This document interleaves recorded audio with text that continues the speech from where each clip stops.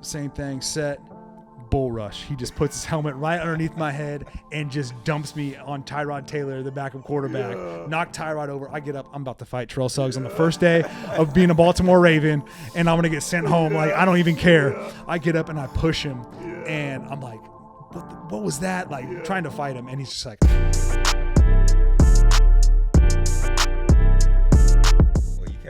You can't discount Pittsburgh either, though, man. I tell you what, it's fourth quarter, you winning, Renegade, come on, man. That stadium goes crazy, dude. Pittsburgh is the only stadium I did not make it to. Is that right? The only one Is out of that all the right? 32 teams. Pittsburgh's the only stadium I didn't make it to. And mine was Tampa Bay. I never made it to Tampa Bay, or I never made it to Candlestick, where the Niners used to play, but.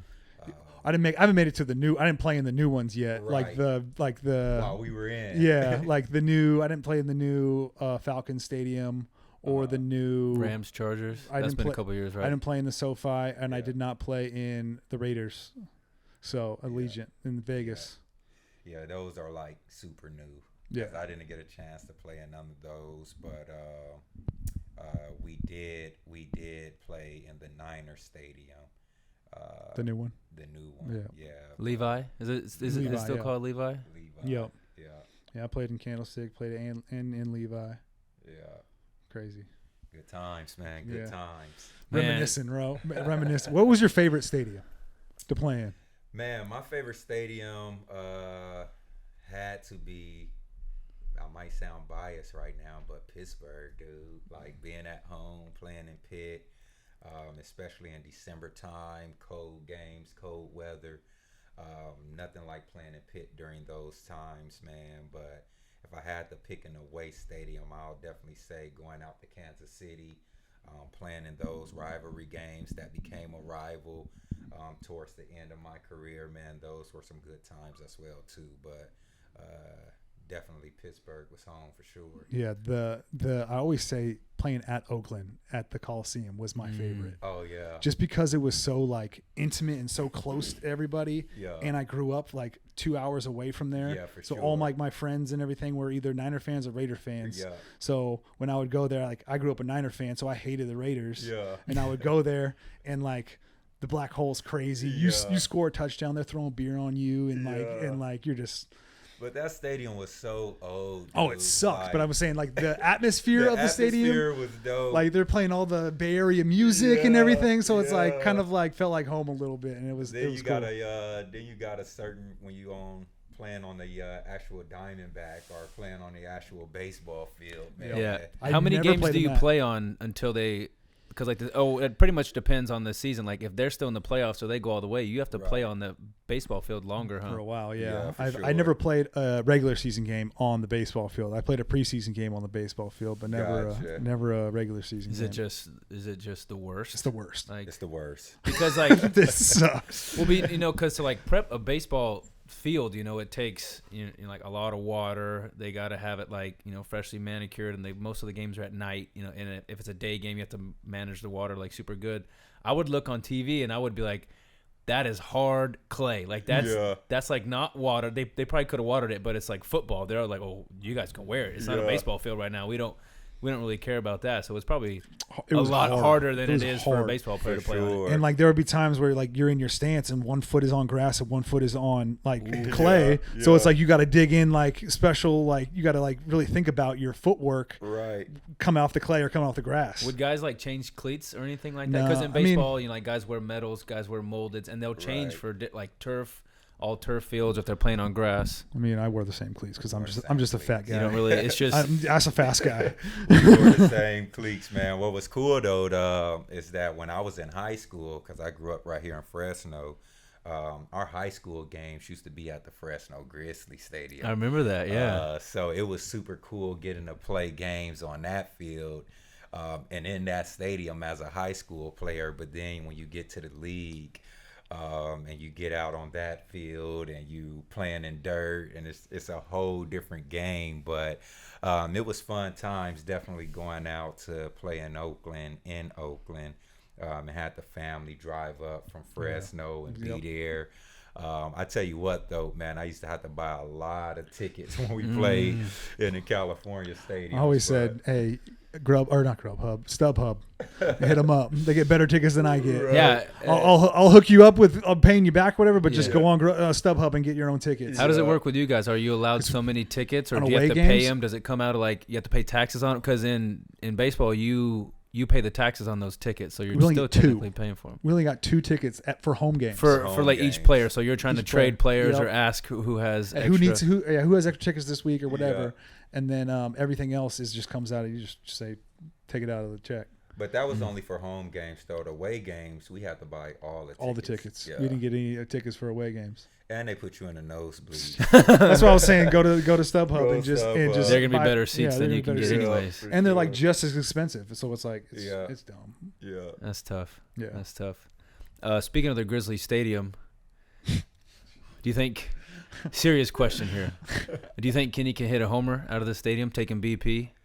I'm throwing BP, right? You know, just grooving Yeah. it right down the middle. He gets as many swings as he wants. Do you think he can hit a home run? I've never seen him play baseball, but I've seen him on the field. I've seen him on the court.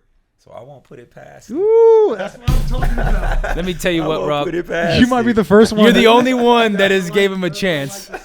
We I'd have, like to see. Do you play baseball? I Have you ever? I did before. I played in high school. When they started throwing curveballs, that's when I stopped Yeah. playing baseball. And but I can hit a fastball, that's for sure. When the last time you swung a bat?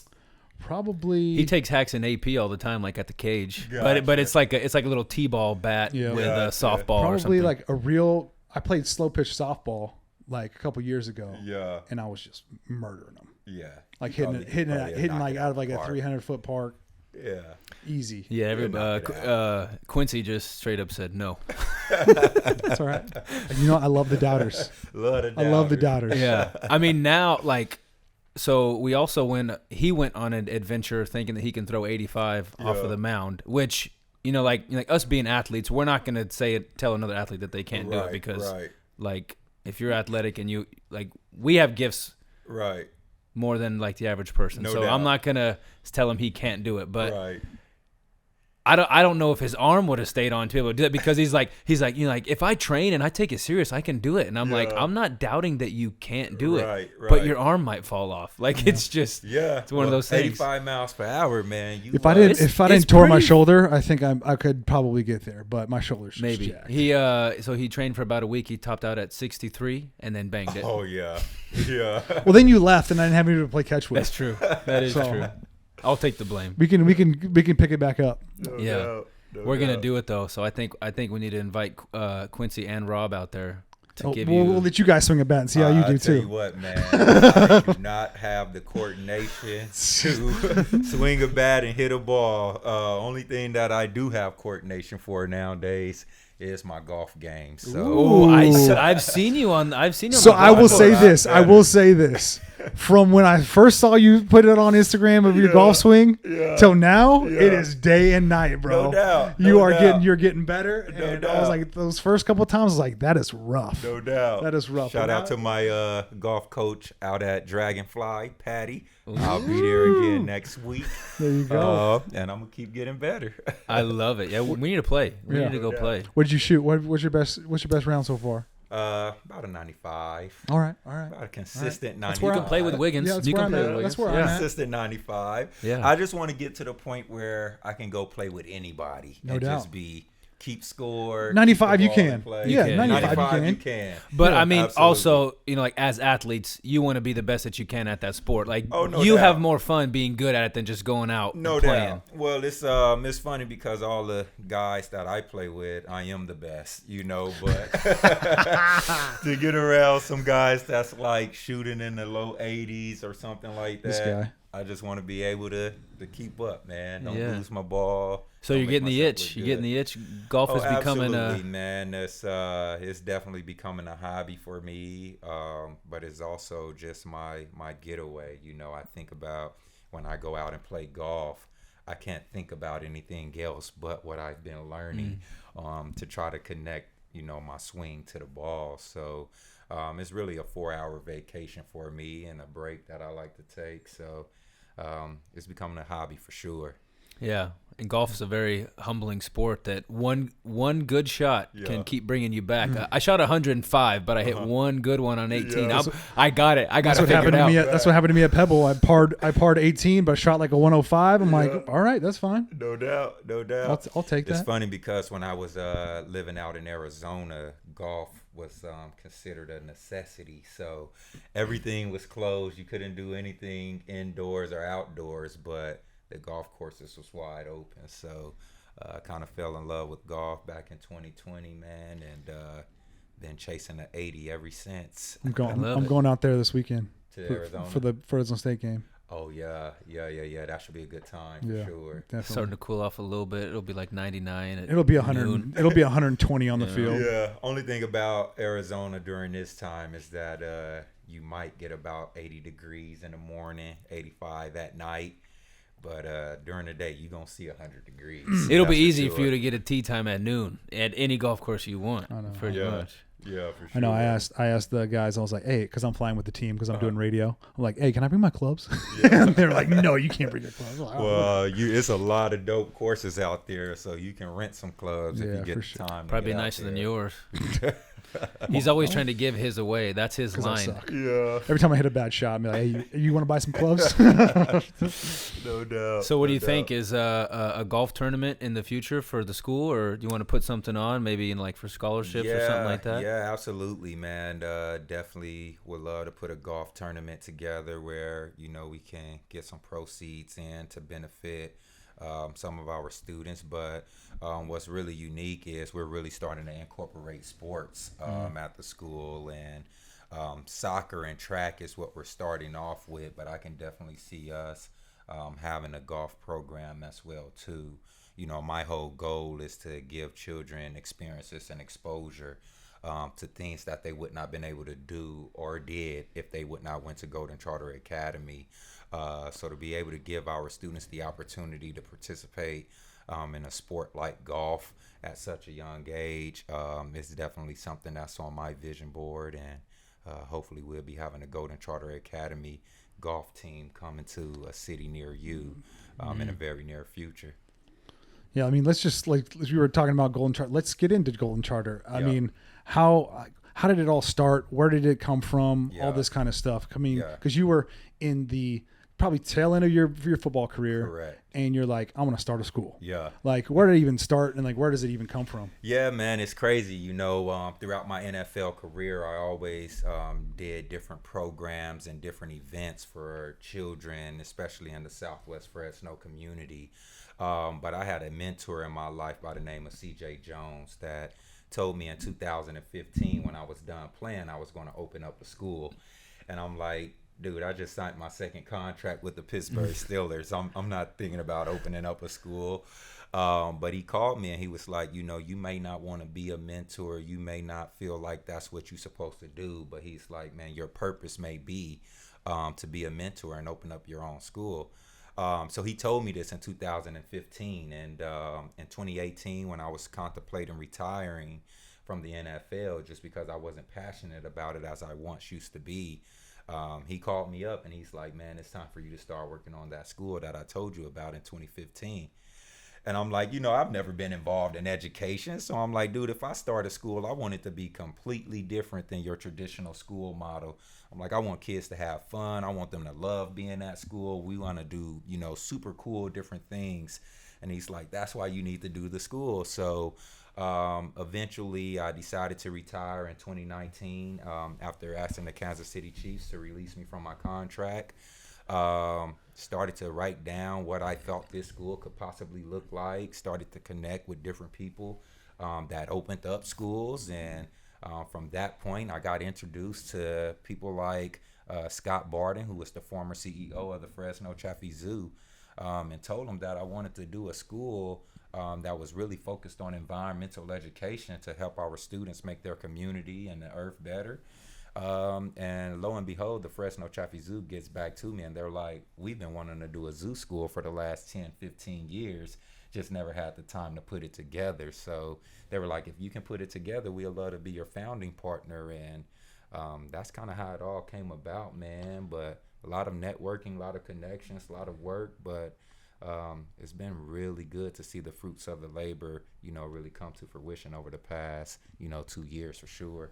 And if you look at Fresno, I mean, it's not like a big like metropolitan area, Right. but we have a legit zoo. Oh, absolutely. And like people come from all over the place to For go to sure. the Fresno Chaffee Zoo. Like, Absolutely. like I can't think of the LA Zoo isn't better than the Fresno Right. the zoo. Absolutely. Maybe San Diego Zoo, yeah. For sure. I mean, it's pretty comparable to the Sacramento Zoo. Absolutely. But I mean, there's nothing like that within the whole entire Central Valley, and we have this little gem Absolutely. in Fresno, and you took full advantage of it being here For sure. and partnering with them because, like, look at all the stuff they're doing. They're expanding, doing all the African and the Asian exhibits, Absolutely. and it's awesome, man. Yeah, I mean, the Fresno Chaffee Zoo is definitely a world-class, state-of-the-art type place, and not only from, the exhibits, but for how they care for the animals and also how they're looking to build community by having partnerships like Golden Charter Academy and some of their other partners that they have throughout the Central Valley, man. So it's really been an opportunity for, Golden Charter to meet our mission, but also for Fresno Chaffee Zoo to meet their mission as well, too. And I think about, some of the great things that they've done and the tax credit that they're able to get with Measure Z funding. It's all for a good cause, and it's definitely benefiting our Fresno community for sure. Definitely. Now let's go back a little bit because you said in 2018 you were kind of falling out of love with football. Right. Right. So like, what's that kind of process in your mind to say, hey, football has been my passion for the last since I was when you started playing 3 football. years old. 3 years Yeah, old. Right. yeah. So how do you kind of like fall out of love of football that you've been such a big part of your life for so Right. long?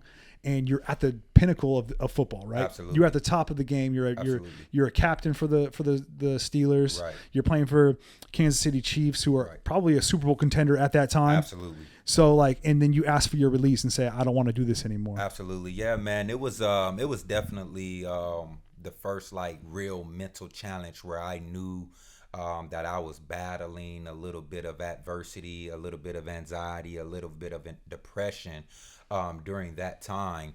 It was one thing to be in love with football and be, very passionate about the game, but to know that your purpose was bigger than football was really what was pulling at my heart. But when you think about playing in the NFL or being one of the less than 1% of athletes that make it on that level, it's a lot of different pressures that come with that. As you know, people see you as the savior for certain family members. Certain people see you as this superhero like person. So you really come to a place where you're doing what you're doing for others versus doing what you do for yourself. So it was at a point, man, where I just felt like I was out there still trying to prove myself to other people versus doing what my heart was really calling me to do, and that was living my purpose, and when I got tired of really battling with the mind game that it was for me, that is when I just decided to ask the Kansas City Chiefs to release me from my contract. But I still had to go through that transition that a lot of us athletes go through when you're no longer doing what you identified yourself as. No doubt. But, it was a leap of faith that I took to really be able to step out of what I was comfortable with, to begin to expand my horizons and see what else, God had for me for sure. So after that transition, did you have any like regret or like what did absolutely. I just do? Oh, absolutely. I walked away from the Kansas City Chiefs, Pat Mahomes' first year as the starter. They went 15-1. Yeah, that's right. Yeah. So every Sunday I sat there and I watched the game and hoped that they lost and they won and they kept winning. But it was funny because they were in the AFC Championship to go to the Super Bowl, and I'm like sitting there like, man, what did I just do? And the last play, the guy intercepts the ball, and Kansas City Chiefs is getting ready to go to the Super Bowl, but Dee Ford had lined up offsides, Yep. and it got called back. And that was like a monumental moment for me because I was like, if they would have went to the Super Bowl, man, I probably would have still been depressed till this day. But it was funny because I never, wished anything bad on those guys. I had some good teammates on that team and some relationships that I still have to this day from being in Kansas City. But it really came a point in my life where I just needed to step out and do something that was more in line with my purpose versus, living and trying to do things to live for other people at the end of the day. Yeah, I mean, I'm like, we're all going through that same transition. I mean, you're probably still going through the transition from being an athlete and that feeling important of playing on Sundays or pitching on running out to the mound and relieving some pitcher or whatever. It's the same. We're all searching for that feeling. For sure. And do you find that you can find that feeling in Golden Charter Academy? Absolutely. I think a lot of what I've been able to instill at GCA comes from my playing days. Being a captain for a team, it's real important that you are able to keep the morale up with the guys, also keep everybody on one accord and looking towards the game plans to accomplish whatever, the coaches have set out for us to accomplish. So I really tried to create this locker room atmosphere amongst my staff. And it's been good for us. Not too much, though, right? Not too much. HR might be getting called. Not too much locker room, but it's definitely been a good, opportunity for us to really build, camaraderie, not only on campus, but a lot of us, we hang out outside of work. We go camping together. We hang out together. But it's been an opportunity for us to create like this team atmosphere, and not only have we really embodied that as a staff, but we're having our students embody that as well too. And Kenny, as you know, and as you know as well too, when you have a team that comes together and that gels really good, a lot of good things happen. You win a lot more games. You accomplish a lot more throughout that season. So that's what we've been able to build at GCA, and it's kind of part of our success story, especially in our first 3 years of operation. For sure. And I'm sure a lot of the skills that you develop being a captain for one of the biggest, franchises in sports history, for you to be a captain and to lead others, I'm sure when you were in that transition of, going to the school, what am I going to do? What am I going to do? Well, I've got to take some skills that I already have because I have something, right? Absolutely. Because they wouldn't have made me a captain if I didn't have them. Absolutely. So then bringing that to the school with your staff and everything. For sure, man. And I think it was one thing to be a leader and, get people coming together. But when you think about my position now, I'm more so the GM or the head coach or the owner, if you will. And when you think about those guys that's in those positions, they really set a vision for the team. And then they delegate, and I think what's been really good about me and, being able to play for the Pittsburgh Steelers is that I've embodied a lot of what Coach Tomlin used to speak to the team on a day-to-day basis. And I watched how he went about his day-to-day of operations. And that's what I've been able to kind of carry over. So we've got, a really good principal and Principal Brewer. We hired an assistant principal this year, and I also have a director of quality control and my guy, Coach Lee. So I've been able to kind of give them my vision and empower them as leaders and kind of just watch them grow and blossom and take the school to where the vision has been set out to go. So more so for me now, I'm more in a delegation like position, but I try to build leaders within leadership and let people know that there's always room to grow and to develop as well too, as being a part of GCA and our staff.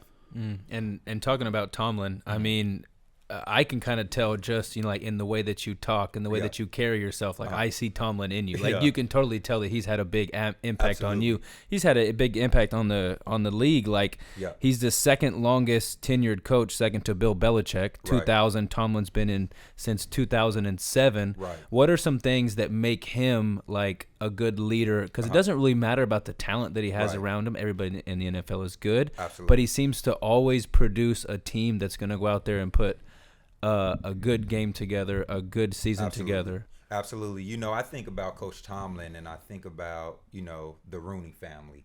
When we talk about the longest tenure or the second longest tenure head coach, you got to think about the Pittsburgh Steelers. They've only had 3 head coaches since 1933. Chuck Noll, Bill Cowher, and Mike Tomlin. So whenever you talk crazy. about leadership, you know, it usually starts from the top down.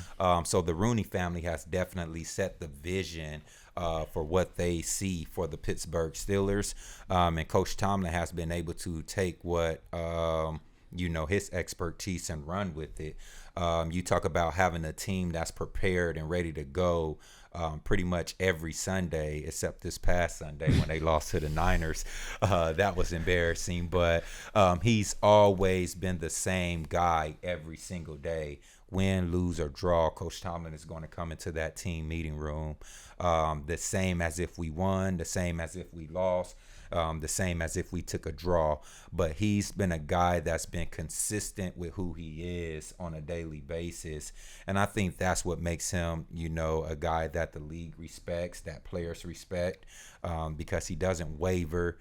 He doesn't blink in the face of adversity.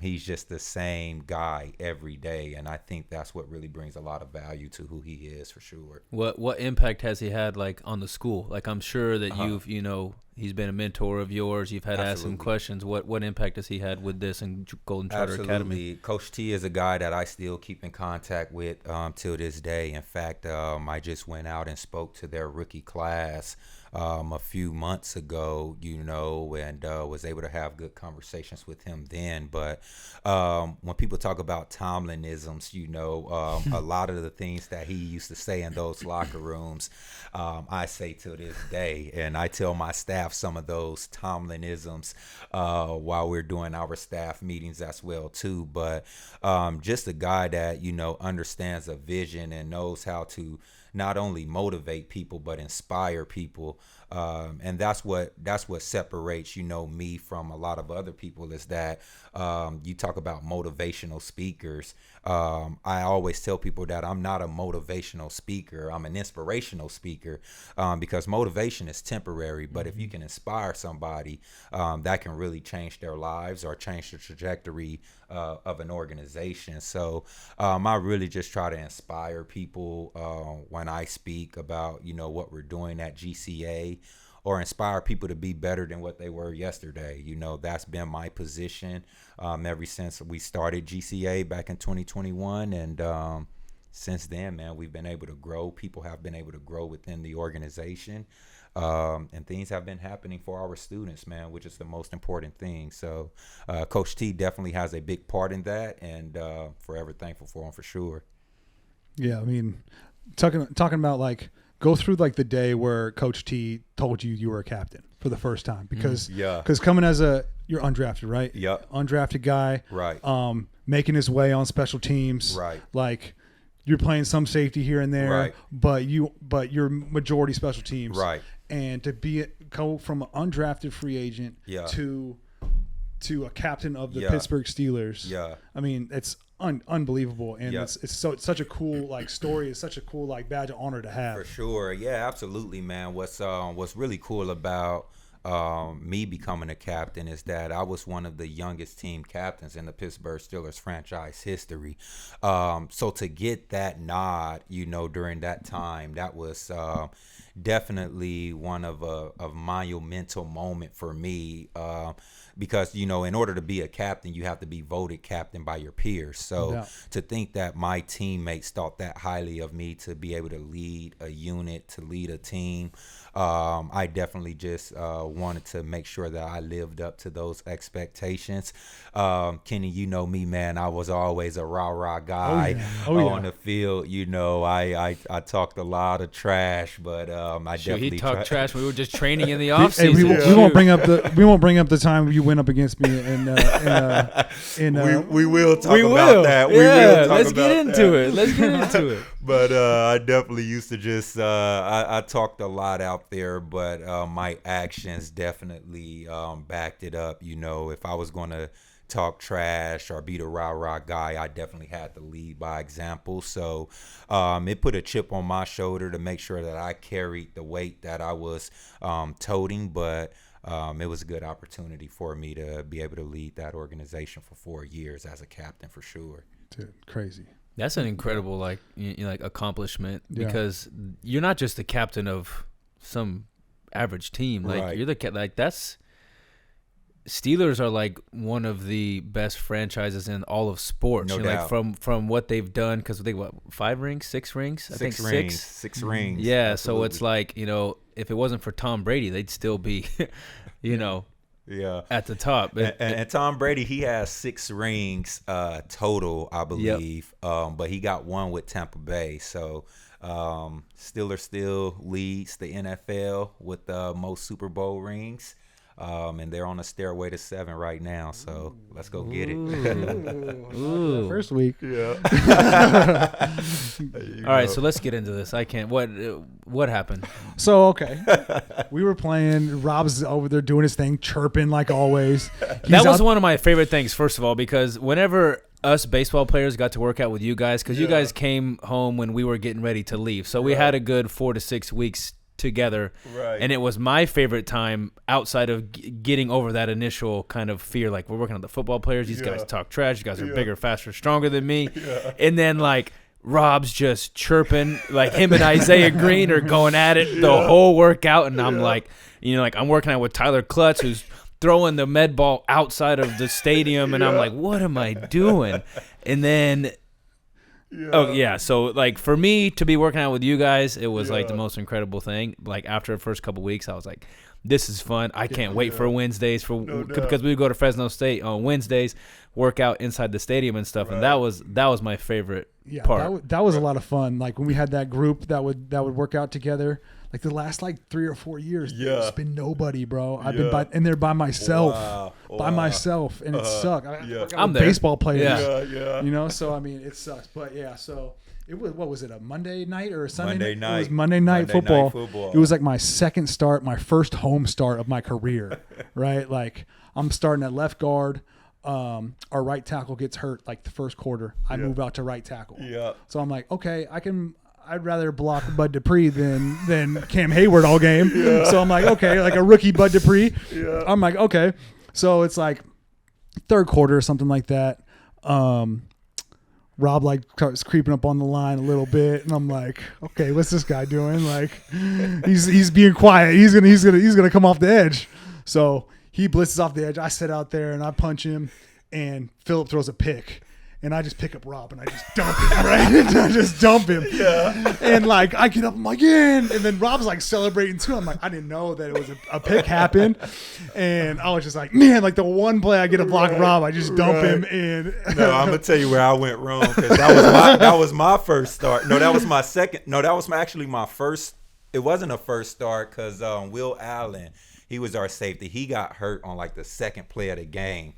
So I ended up stepping in and I started the rest of that season and I became a starter that next year. But Will Allen gets hurt, so we're coming on a strong cat blitz where the corner and the safety blitz. So I blitzed and Kenny is set and the quarterback's throwing the ball, so I jump. I jump right into his arms. And he just picks me up like this and slaps me. I'm like, okay, that's how it is. But, that was a lesson you taught me there. Do not jump on the blitz. Nope, do not jump. Shoot, especially these guys when they get their paws on you. It's over. They're so good with that. I was out there fighting for my life, though. I tackled, bro. I was out there. I had like my second start of my career, and it's and it's Monday night against the Steelers at home, which is an away game. Right. Yeah. So it's like silent cadence Right. the entire time. Right. And I got James Harrison and Bud Dupree blocking, and I'm like, dude, this is horrible. But it was also the first start for when we signed Mike Vick. Yeah, and he Mike played Vick was and the beat starting us. quarterback for the Pittsburgh Steelers, and we Ooh. won Monday Night Football. On like a QB draw at the last minute too. Yeah. He just like ran it in. I'm like, this Yeah. is dumb. He's just a stud. Mike a Vick. He's legend. probably one of my favorite players. I mean, a lot of people our age, right? Right. Because we grew up in the, in the Mike Vick era. I had the Mike Vick shoes, Right. even though Was I that couldn't the- run like him. Like everybody wanted to be Mike Vick. For like sure. What was nobody that, really like, wanted to be Madden Peyton Manning. 07 or when he was on the cover and he Yeah. just It was like 05. I think it was like 05 or 05? something. Yeah. Where He it was was like 99, the yeah, best it player was- in the game. You just ran with him every single play. Sure. Yeah. For What's he sure. like? How is he like in the locker room? Because that was kind of the back end of his career, and Yeah, it was that was after his jail stint, right? He went Eagles and then Steelers. Is that what he did? Yeah, he did. He finished up with us, man. But man, Mike Vick was he was everything that we thought he was when we were kids growing up. You know, it's funny. I remember the first day we signed him and he came to practice. And he was out there throwing the ball, and he was the scout team quarterback, and everybody was waiting to see him run. You know, everybody wanted to see him run, but he was just throwing the ball away. And Coach Tomlin said, "Vic, man, everybody want to see you run, run." So it was funny to just see him run, man. Even towards the end of his career, man, he wasn't as fast as he was when he was younger, but he was still elusive, man. So to see him up in person and in the flesh, that was a cool thing to be a part of. But such a good dude, though, man, and happy to see what he's doing, you know, post-retirement as well, too, with all of his TV network deals. So been good to just be a part of his life as well, too. It's cool, man. Yeah, Has there talk been about a any other turnaround. like the bigger than life guys that you were kind of like shell shocked earlier in your beginning of your career? I mean, Oh, because yeah. like me, like I play with Randy Moss in San Yeah. Francisco, like Wow. guys like that, Ray Wow. Lewis, Ed Reed in Baltimore. Wow. So it's Wow. like those guys when you're young and you go into the league and you're like, oh gosh, and then you Yeah. realize they're just dudes. Yeah, no right? doubt. No so doubt. was there any guys like that when you first started? Man, Troy Polamalu, head and shoulders, Yep. the man himself. You know, it's funny because at Edison, obviously, we were black and gold, and my mom, she bought a Pittsburgh Steelers jersey, number 21, and she customized it and put golden on the back. And then eventually I became number 21 for the Pittsburgh Steelers in my rookie year. So it was kind of like a manifestation thing that my mom did. But I used to watch Troy Polamalu highlight tapes just to get myself amped up and ready to go. But then to walk inside of the locker room and see Troy Polamalu, that's the first time that I ever been starstruck, where I just stood there like, and Troy calls me over. He's like, "Hey, man, I put my pants on one leg at a time, just like you. Let's go to work." I was like, "Cool, man. Let's go to work." I've heard nothing but good things about him. Like he's awesome. Absolutely, I heard. absolutely, man. He's a better person than player, and if you know how great of a player he was, he's an even better person, man. So very grateful to have played with him, but also just to know him, man. It's definitely one of the highlights that I've had as being a Pittsburgh Steeler for sure. You were captain with him, right? He was captain of the defense. That's Ben, right. Big Ben was offense, and you were the special teams. That's correct. That's That's correct. That's That is dope. legit. That is Yeah, dope. That's yeah, legit. Yeah. Now, that's now correct. talk about James Harrison. Yeah, 'Cause Debo. Because I know you do your like the beach workouts with the Yeah. med ball with him and everything. Yeah. Go like a day with James Harrison and how he is just Man. an absolute Probably one of the strongest maniac. guys in the world. Oh, yeah, man. Debo is a guy, man. Debo is he's one of the strongest persons I've ever been around, but he's also a good dude too, man. But he's about his business, you know. The James Harrison that you see on social media, that's who he really is, you know, on a daily basis. First guy in the locker room, first guy in the weight room, last person to leave. He's been that, and then he was the guy that really put me on to how to take care of my body and do all of the different treatments. And that was one of the reasons why I started training out in Arizona, and doing the Danny ball with the volleyball. With the med ball on the volleyball courts. He was the guy that really taught me how to, take care of my body, how to train, and really became a big mentor for me when it came to the weight room and taking care of the body, man. So he is who he is portrayed to be on social media, but he's also a good dude too, man, and excited to just had the opportunity to play with him, but also learn how to take care of the body as well too, because it's been serving me benefits even post career, because I still work out to this day and try to keep my body in shape, based off of some of the workouts that we used to do together, man. So thankful for Debo, that's for sure. Let's talk about what's next for Golden Charter. Yeah, I know you got some big things on the horizon. Absolutely, man. It's been cool. We're one of the fastest growing schools in the state of California, not only from a student enrollment standpoint, but from an operation standpoint as well too. And the goal for me was to always to offer a world-class educational opportunity for children that are growing up in similar situations as myself, but for all students, to be able to come to a school like Golden Charter Academy and benefit from our educational program.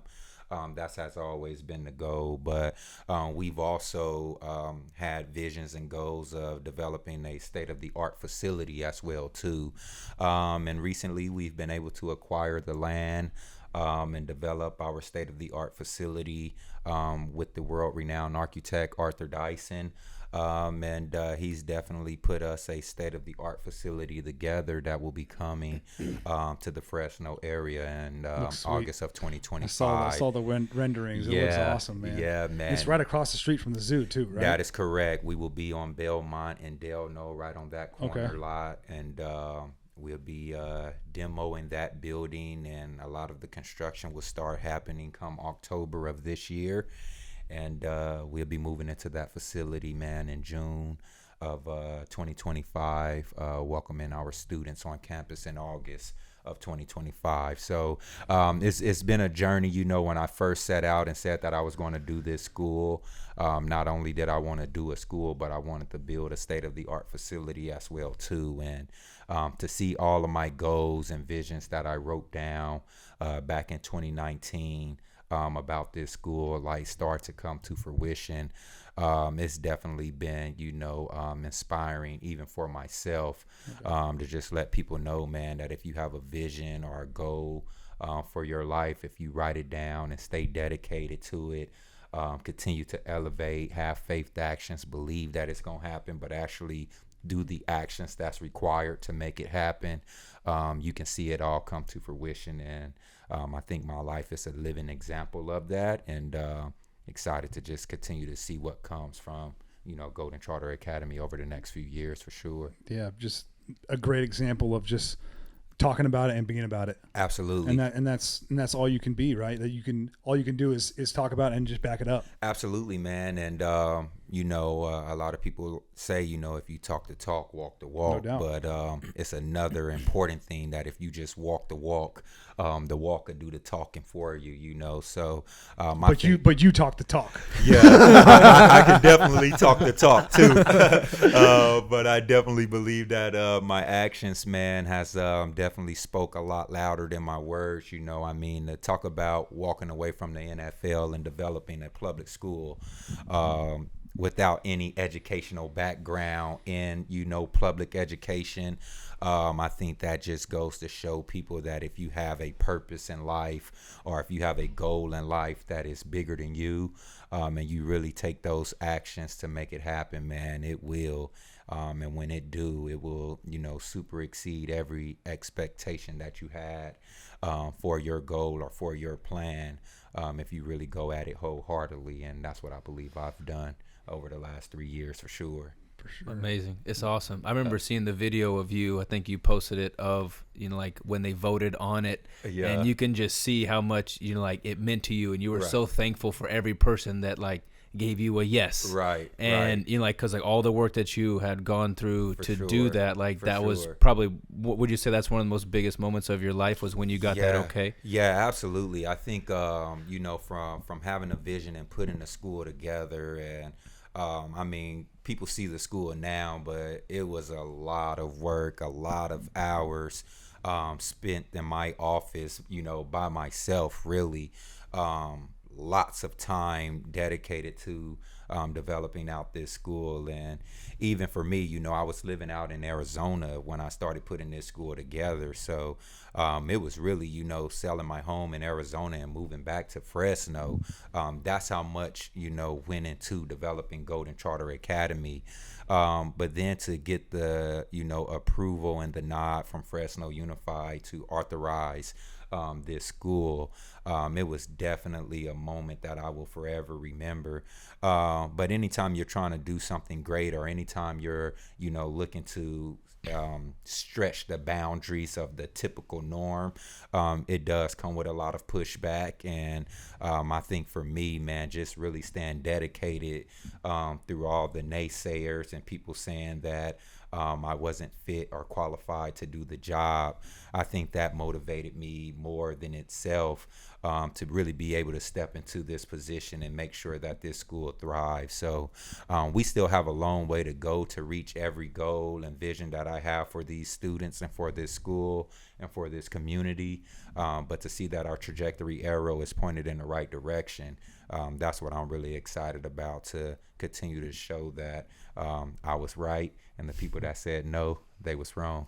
Yeah, I mean, I don't know about Tyson, but we got your back. Whatever you need from us, we'll be here to help you out. And Absolutely. whether it's just time or whatever, we For sure. can always be a part of you, and For sure. what you're doing here is great, and Absolutely. it's awesome, man. Well, man, I even look back last year, you know, I try to do a lot of different, you know, bonding, building camaraderie, like what we used to do when we played for our teams. And I was able to take my staff over to the Mayweather Boxing Fitness Gym, and we went over there, man, and we punched the bags, and it was a good time for even my staff. But would love to be able to put something like that together again. Anytime. For sure. And we could even do stuff with the kids too. Like Yeah, if you for want to get sure. like a few kids in there, and because we do like this thing, Gloves for Greatness, where it's like we bring in kids that are at-risk kids, Yeah. and do kind of stuff like that, sure. where we could do something, we could set something like that up too. Absolutely, man. I got a young boxer in the 4th grade that goes to the school right now, man, and it'll be interesting to get him over there or introduce you to him, man, and let you see what he got. But I mean, I'm not a professional boxer, but we got dudes in there. Jose Ramirez was in there this morning boxing, Right, so it right. would be kind of cool to have him come in and meet Jose or For something like sure. that, and it would be cool. Absolutely, would love to put that together. Yeah. Yeah. You and I have talked about it a little bit, you know, either going out for the school, you know, because it's good for the gym, good for the For kids, sure. because, you know, Kenny's vision with all of this is to provide something easy for somebody to go work out and Right. have fun. Not Right. everybody has access to, you know, state of the art facility like, Right. you know, athletic performance. Right. And knows what to do. For Like some sure. people aren't in shape and living the life that they want to live because For they just sure. don't know what to do, For or they go sure. into a gym and they're a little bit shy or, you know, Right. intimidated by other people that are in there. Right. Yeah, absolutely, man. I think, you know, just having a space like that for people to go in, not only train with pros, but get a real good workout in. I think that is awesome. But not only just from, you know, a workout standpoint, I think when you talk about people that work out in the gyms, it's a lot of weightlifting and things of that nature. But I think when you step inside of the boxing gym, man, you show people that, man, you don't always need to use weights to train and get in good shape, man. So that's what I value even more so now than ever, is that, man, you can get a really good workout. You can tone, you can do all of these different things without weights. But you guys do have weights Yeah, too if you want to yeah. use those. We got but a little bit of weight. boxing, man, is an ultimate training sport that if you're in boxing shape, man, I think you can go out there and really do anything you want to do. And for it's sure. fun too. Like I It's love it. definitely Like fun. You're not just running on a treadmill for 30 minutes. No. Yeah, for sure. yeah, like Kenny and I still do it. Like we were at the class 5 a.m. this morning. We Yeah. got people from the office, Iron Key. We're doing a class with them Friday. Like Kenny does a lot of work with we got a Fresno PD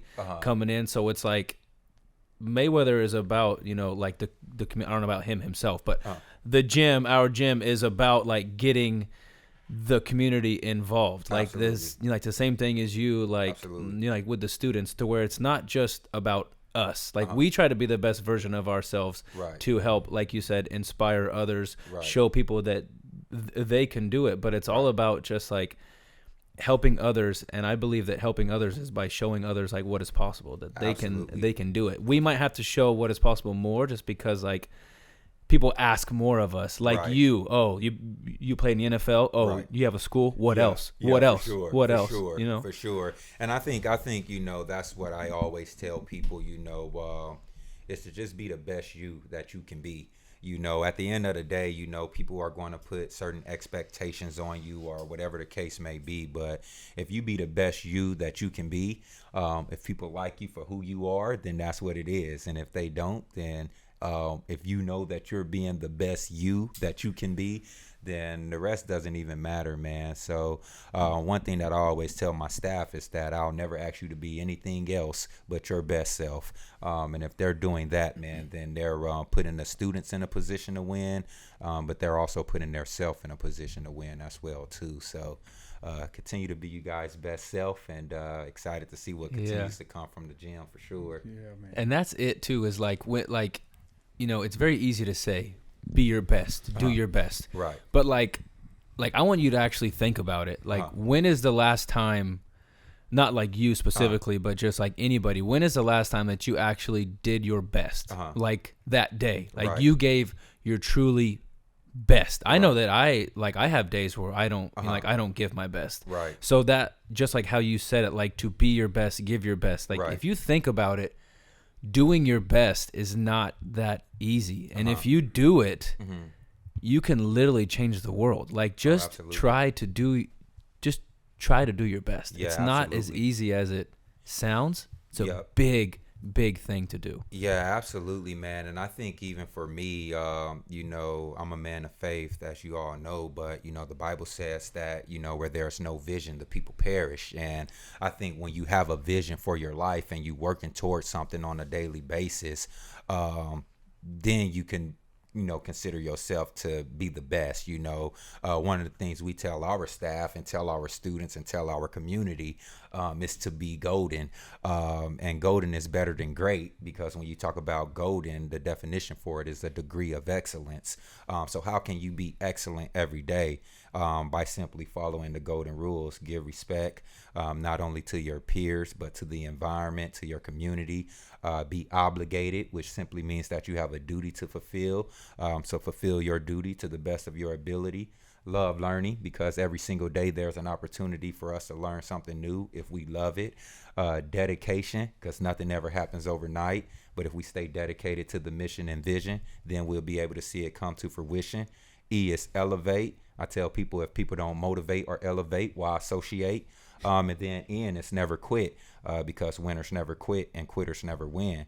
But I tell people, if they follow the golden rules on a daily basis, then they'll be able to shine like gold. So be golden. How many times you say that? That was nice. That was nice. Be No golden doubt, bro. every day. Be golden. That was nice. Be in on that. Absolutely. I love it. Let's go back to the to the new building and the future of the school.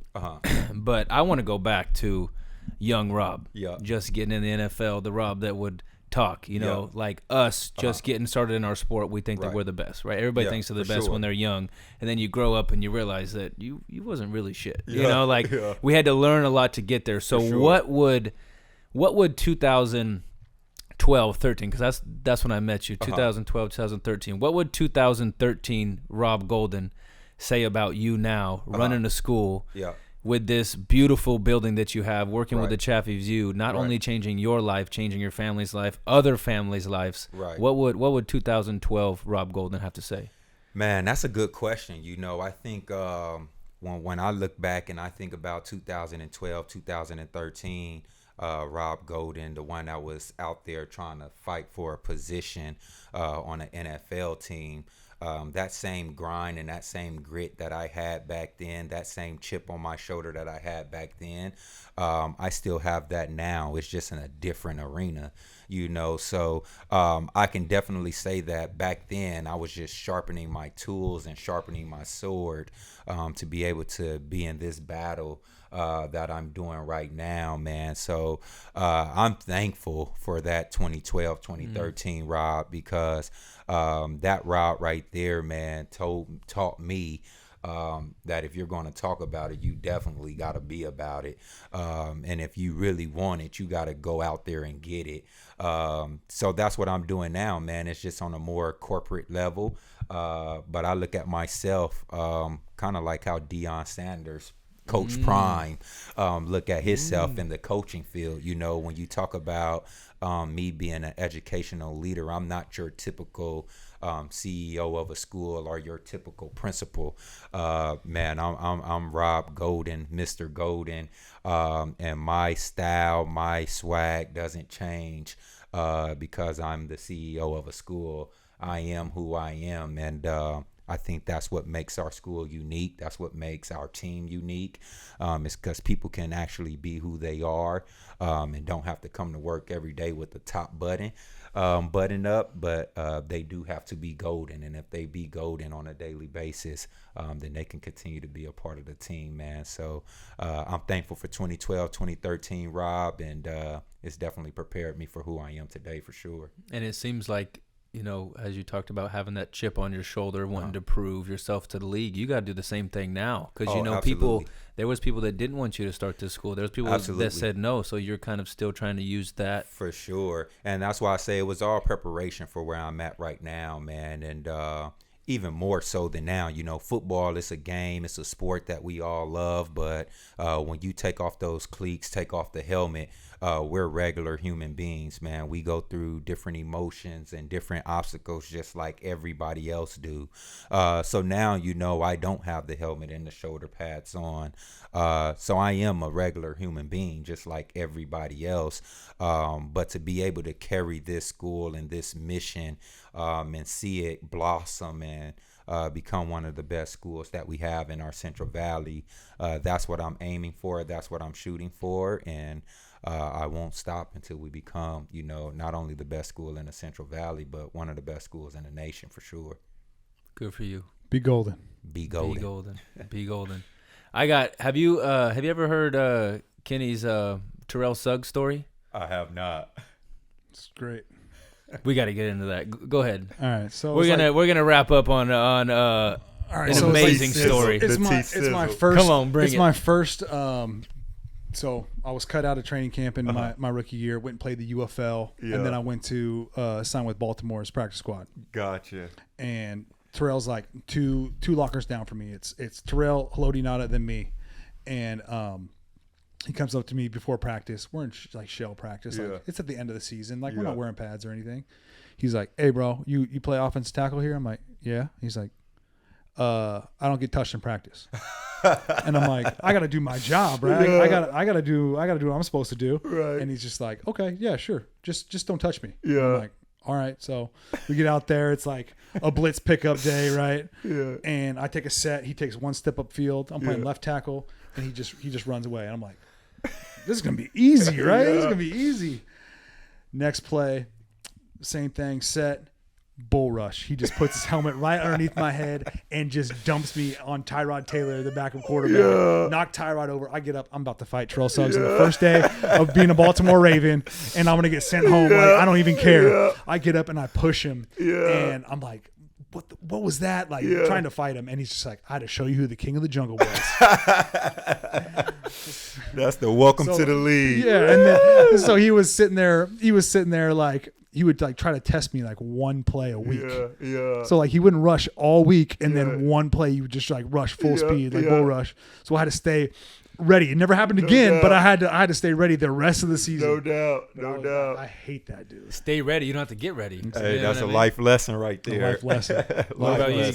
got any good stories or any like all fun and games? Like hazing the rookies type thing.